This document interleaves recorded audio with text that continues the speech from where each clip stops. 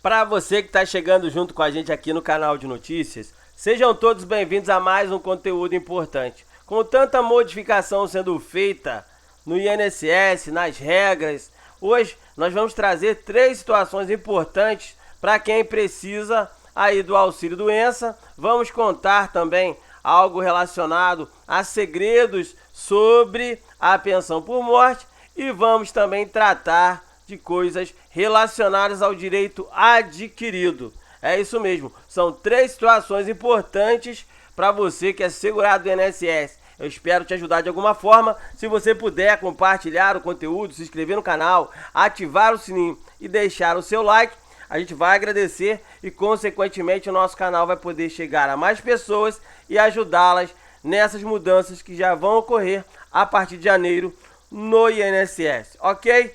Direto e reto, vamos para a matéria de hoje. Para começar, falaremos do auxílio-doença. Prazo vence antes da ação, ou seja, você está com um processo na justiça.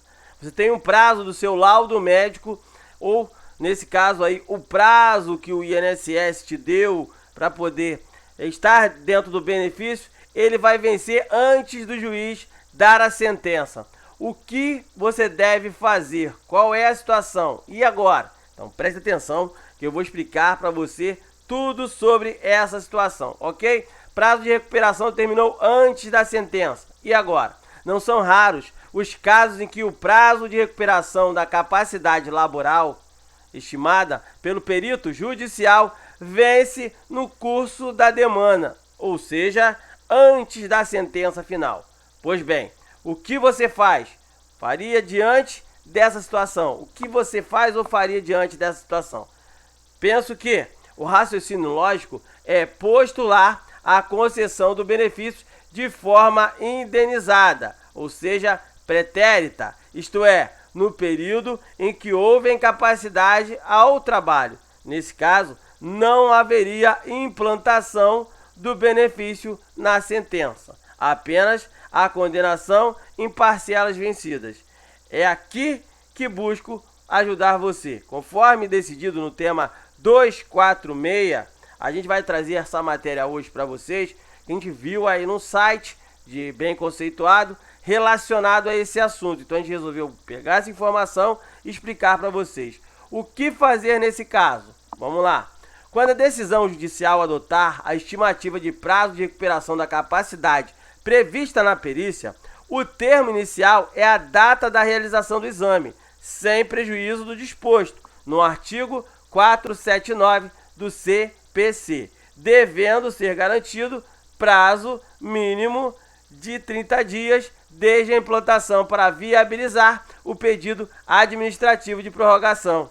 Sabemos, então, que deve-se garantir o prazo mínimo de 30 dias desde a implantação para oportunizar você a um pedido de prorrogação do seu benefício junto ao INSS na parte administrativa. Isso pode não ser novidade para você, mas muita gente não sabe que tem esse direito, ok? Seguindo com o conteúdo de hoje.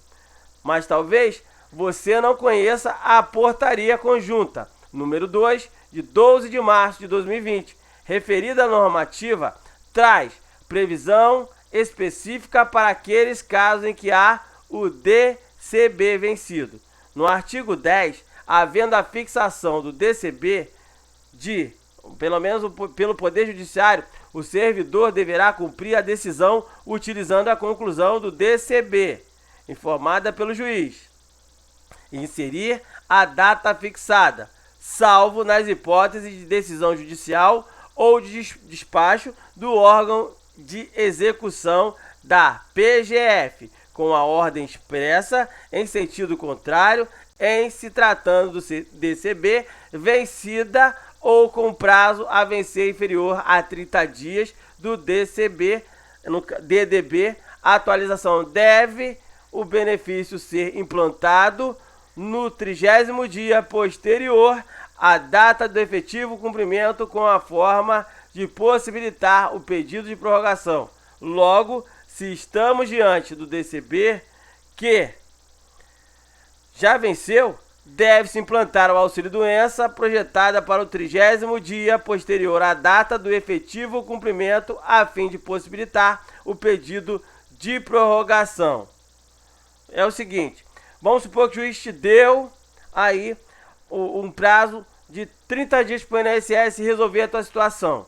Ou seja, você tem aí, se o seu prazo venceu dentro dessa situação que o juiz te deu, o INSS é obrigado a te dar esse benefício, implantar esse benefício para que você possa fazer o pedido da prorrogação. Se ele não fizer isso, você vai ter que procurar o advogado que está no seu processo ou um defensor público, se você já não tiver mais contato com o advogado, para ver que ele possa te ajudar a resolver essa questão na justiça. Porque se você for sozinho no INSS, você não vai conseguir resolver, ok? Acredito que invocar a previsão durante o processo pode ser diferencial para a implantação do benefício e não apenas para a obtenção dos valores atrasados. Ou seja, quando você for pedir alguma coisa relacionada, você vai ter que estar sempre com um advogado para saber se o que você vai pedir bate com a situação que é necessária para a tua situação de momento.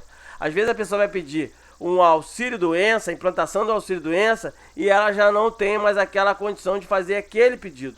Por isso que ela tem que estar sempre buscando a ajuda de um advogado ou de um especialista em direito previdenciário, ok? A fonte da matéria dessa primeira parte da matéria de hoje é o advogado Matheus Azulin, ok?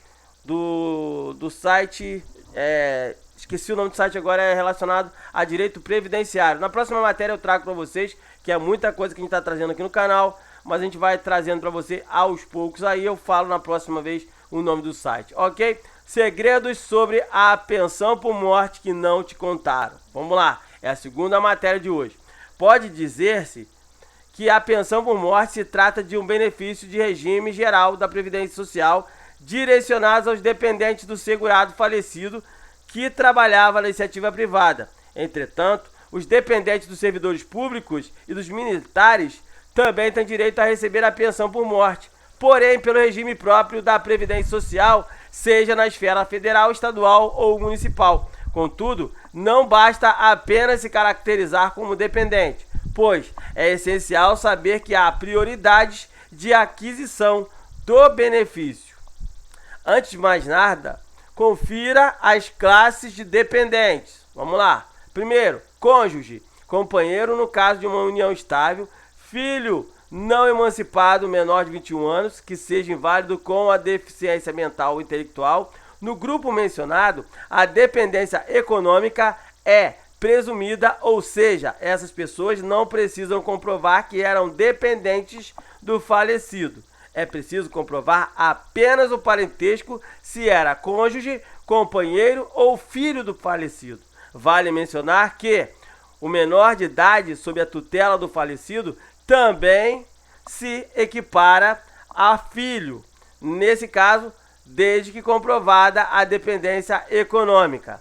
Grupo número 2. Esse grupo é integrado pelos pais do falecido, além de também ser necessário comprovar a dependência econômica do falecido. Ok? Terceiro ponto, terceiro grupo. O último grupo é composto apenas pelo irmão não emancipado, em qualquer condição menor de 21 anos de idade, inválido ou com deficiência. No entanto, é preciso comprovar a dependência econômica sobre o falecido. A divisão de classes foi estabelecida visando contemplar, primeiramente, os dependentes mais próximos do falecido pela pensão por morte. Em outras palavras, se houver dependentes no grupo 1 que estiver nas classes sucessivas, perdem direito ao benefício conforme previsto o artigo 16 na Lei 8.213 de 1991. Ou seja, você precisa se encaixar apenas em um grupo para poder ter direito a receber a pensão, ok? Como buscar o seu direito? Porém, como na aquisição de qualquer outro benefício, é necessário cumprir alguns requisitos para ter direito ao mesmo. Nesse caso, é preciso comprovar o óbito ou morte presumida do segurado, qualidade do segurado da pessoa falecida na época do ocorrido, a qualidade de dependente, ressaltando que, para comprovar a morte do segurado, é necessário apresentar o atestado de óbito e as circunstâncias da morte presumida. O documento necessário é a decisão judicial que a declarou, ok? Seguindo com a situação relacionada à segunda informação, por outro lado, para comprovar a qualidade do segurado, é preciso conferir se o falecido realmente estava trabalhando ou se estava no período de graça quando veio o óbito. No caso do dependente, a comprovação é feita mediante documentos capazes de indicar tal vínculo, como, por exemplo, o filho deverá levar o RG ou certidão de nascimento, lembrando que não há um prazo definido para requerer a pensão por morte. Contudo, dependendo da data de falecimento, se a solicitação não foi realizada dentro de um período específico, o beneficiário não terá direito a receber as parcelas atrasadas. Por fim, vamos à maior curiosidade do tema: o valor concedido pela pensão por morte. Porém, a quantia irá depender da situação em que o segurado se encontrava no momento do falecimento, de maneira que o cálculo irá considerar os seguintes fatores: o valor que o falecido recebia da aposentadoria ou o valor que ele teria direito caso se aposentasse por invalidez. Antes da reforma da Previdência, o valor do benefício correspondia a 100% da aposentadoria. Se houvesse uma ou 100% do salário do benefício em caso de aposentadoria por invalidez, no entanto, após a reforma da Previdência, o valor da pensão por morte corresponde a 50% mais 10 para cada segurado com base na aposentadoria, se houvesse na aposentadoria por invalidez. Estas são as circunstâncias nas quais a pensão por morte hoje é concedida, ok? Seguindo com o conteúdo, vamos agora ao terceiro do dia, relacionado ao INSS. Vamos falar sobre o direito adquirido, que pode resultar no benefício mais vantajoso, dependendo da situação. O direito adquirido é aquele que acontece quando uma pessoa incorpora ao patrimônio dela um determinado direito. Em outras palavras, quando o cidadão conquista o direito a algo que não pode ser retirado dele. No âmbito previdenciário, a expressão direito adquirido é bastante comum, embora esteja em constantes mudanças que costumam ser desfavoráveis ao segurado do INSS. Assim, se um cidadão conquistou um determinado direito e, em dado momento, a lei o extinguiu ou promoveu alteração sobre ele, essa pessoa não é obrigada a se sujeitar às novas regras, tendo em vista que já conquistou o direito a usufruir do regime antigo, ok? Como obter benefícios mais vantajosos com o direito adquirido? Vamos lá. Conforme mencionado, o direito adquirido é aquele que se incorpora à pessoa, ainda que possa surgir novas regras. A lei permite o usufruto do direito conquistado anteriormente. Na prática, para compreender melhor, é o que se vê constantemente na aposentadoria. Há pouco mais de um ano foi homologada, ou seja, foi publicada a reforma da Previdência, que deixou as regras da aposentadorias mais complexas e mais rigorosas, além de reduzir consideravelmente o valor do benefício. Portanto, aqueles contribuintes que conseguiram completar o direito à aposentadoria antes da reforma, ou seja, até o dia 12 de novembro de 2019, pode tranquilamente se aposentar pelas regras antigas, mesmo com a vigência do atual regimento. Em caso de dúvidas sobre ter cumprido ou não todos os requisitos básicos da reforma da Previdência, a recomendação é para que você faça um planejamento previdenciário, pois, através dele e com a ajuda de um advogado especialista na área, é possível identificar detalhadamente cada caso em qual você vai se enquadrar, se você vai ter um benefício melhor ou não. Importância de um planejamento aí previdenciário.